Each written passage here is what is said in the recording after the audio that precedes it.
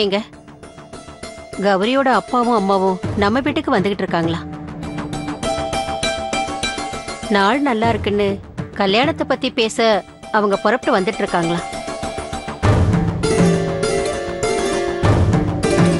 போன்ல சொன்னாங்க. வந்தா என்ன சொல்றதுங்க? இந்த கல்யாணம் நடக்காதுன்னு சொல்லிடு. சாரி, தேவையில்லாம உங்களை தேடி வந்து தொந்தரவு கொடுத்துட்டோம்னு அவங்க மனசு நோகாம மன்னிப்பு கேட்டு. அண்ணகுடி, நான் ரொம்ப சந்தோஷமா இருக்கேன். கௌரி நீதிபதி வீட்டுக்கு மருமகளாக போறா. அந்த சந்தோஷம் உங்க முகம் எல்லாம் தெரியுது. நிஜமாவே கௌரி கொடுத்து வச்சவதாங்க. அந்த கௌரி நம்ம குடும்பத்துக்கு வேண்டாம். கௌரவமாவே பேசி அனுப்பிடு. சொன்ன உடனே போயிடுவாங்களா? ஏன் எதுக்குன்னு காரணம் கேட்க மாட்டாங்களா? கேட்காம இருப்பாங்களா? அவங்க லெவலுக்கு நகை நட்டு சீர்வரிசை எல்லாம் கேட்கதான் செய்வாங்க. நாம தான் இழுத்து பிடிச்சு செய்யணும். நம்ம வீட்டுல நடக்கிற முதல் கல்யாணம் சும்மா அசத்தலா இருக்கணும். எல்லாருமே அசந்து போகணும். பார்த்து, மரியாதை முக்கியம் இல்லையா? அதேதான் நானும் நினைக்கிறேன். மரியாதை ரொம்ப ரொம்ப முக்கியம் இல்லையா? காஞ்சனா வந்து சொன்னதுக்காக மட்டும் நான் கௌரிய வேண்டான்னு சொல்ல. இந்த இடைப்பட்ட நேரத்துல விசாரிச்சேன். தங்கதுரை காஞ்சனாவை கெடுத்தது நிஜம். தங்கதுரை போலீஸ் இருந்து தப்பிச்சது நிஜம். 2 நாள் தலைமறைவா இருந்து கோர்ட்ல சரண்டர் ஆனதும் உண்மை.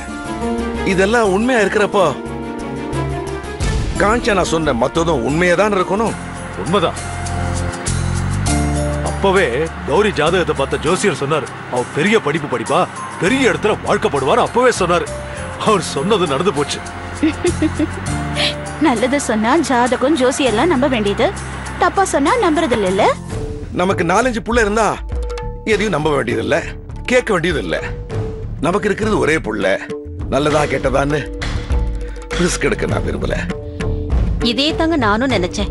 நாம நல்லது செய்வோம்னு நம்புறவன் அவனை எதுக்குங்க தெரிஞ்சே நாம பாழும் கிணத்துல தள்ளணும்? இந்த சம்பந்தமே வேண்டாங்க. அவங்க வேணான்னு சொல்ல நான் விட்டுற மாட்டேங்க. அவங்க என்ன எதிர்பார்க்கறாங்கன்னு கேட்டு தெரிஞ்சுக்கிட்டு அவங்க எதிர்பார்க்கறத விட ஒரு பவுன் ஜாஸ்தியா தான் போடுவேன். கௌரி கல்யாணம் முடிஞ்சதும் மனோகரி வேல்முருகன் கல்யாணத்தை நடத்திடுமா? பாண்டியம்மாக்கா இருக்கிற தைரியம் உங்களை இந்த மாதிரி பேச வைக்கிறது இல்ல. அடுத்தடுத்து 2 கல்யாணமா? நடக்காதுன்னு சொல்லிடு. என்ன எங்கேன்னு கேட்டா நான் வெளில போறேன்னு சொல்லிடு. அதெல்லாம் நான் சொல்ற விதத்துல சொல்லிக்கிறேன். நீங்க தைரியமா போங்க. விசாலம், அவங்க எப்படி வேணும்னாலும் இருக்கட்டும். நாம நாகரிகமா நடந்துக்கணும். தேவையில்லாம நான் சங்கடமான வார்த்தைகளை பேச மாட்டேங்க. தேங்க்யூ விசாலம்.